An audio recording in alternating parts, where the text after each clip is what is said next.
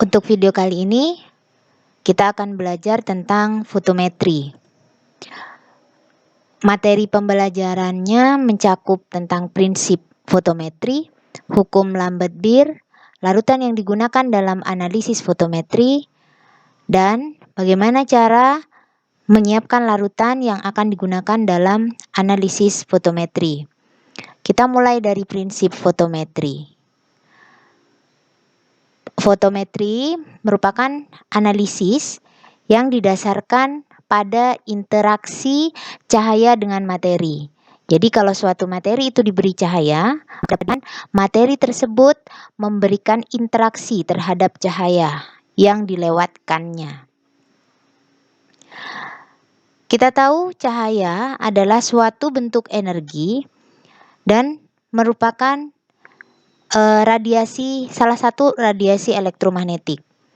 Bagian terkecil dari radiasi elektromagnetik adalah cahaya tampak yang dapat dilihat dengan mata kita secara langsung.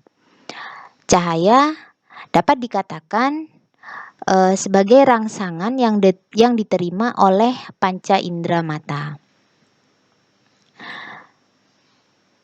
Yang kita lihat biasanya misalnya adalah cahaya putih. Cahaya putih ini sebenarnya adalah gabungan dari beberapa panjang gelombang. Jadi panjang gelombang itu ada merah, jingga, kuning, hijau, biru, nila, ungu. Ini kalau misalnya dia berpadu dalam satu cahaya, kita lihatnya sebagai cahaya putih.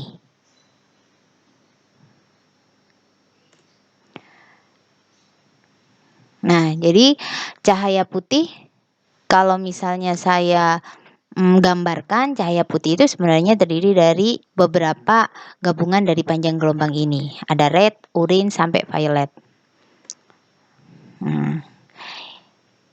Ini adalah ilustrasi jika suatu cahaya putih dilewatkan ke dalam pada suatu materi dan materi tersebut mentransmisikan cahaya atau meneruskan cahaya.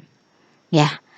Jadi misalnya ada cahaya putih, kita lewatkan pada larutan yang berwarna kuning dengan absorpsi maksimal itu terjadi pada panjang gelombang 380 sampai 500 nanometer. Maka cahaya yang ditransmisikan itu adalah cahaya ini. Sehingga mata kita melihatnya sebagai larutan kuning. Jadi dapat kita lihat bahwa ketika kita memberikan cahaya pada suatu materi, ini misalnya materinya itu ada di dalam gelas gitu ya, maka akan ada 3 kondisi. Ada kondisi. Cahaya itu akan diteruskan, cahaya itu akan diserap, atau cahaya akan. Nah,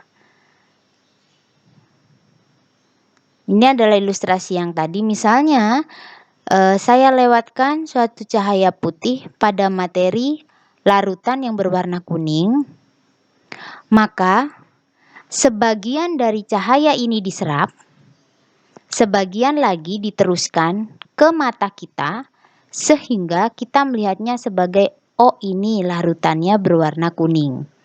Nah, jadi berwarna kuning ini terjadi karena cahaya putih itu ada yang diserap, ada yang diteruskan. Inilah yang mendasari hukum Lambert-Beer. Banyaknya sinar yang diserap itu sebanding dengan konsentrasi larutan.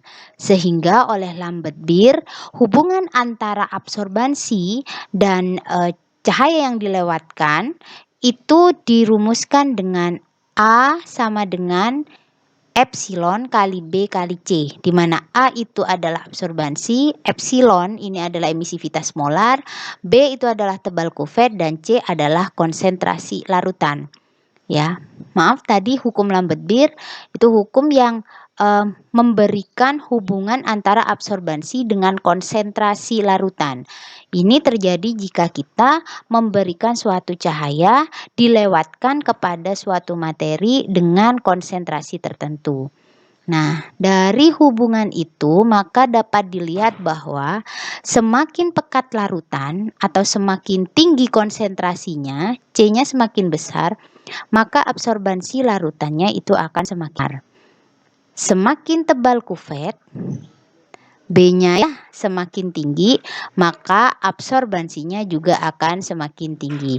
Ini sesuai dengan persamaan yang tadi, absorbansi itu sebanding dengan epsilon sebanding dengan konsentrasi. Jika A tinggi, konsentrasinya tinggi. Atau jika konsentrasi tinggi, maka yang diserap oleh larutan itu akan semakin banyak. Jika B-nya tebal, maka sinar yang diserap oleh larutan itu atau wadah itu juga akan semakin banyak.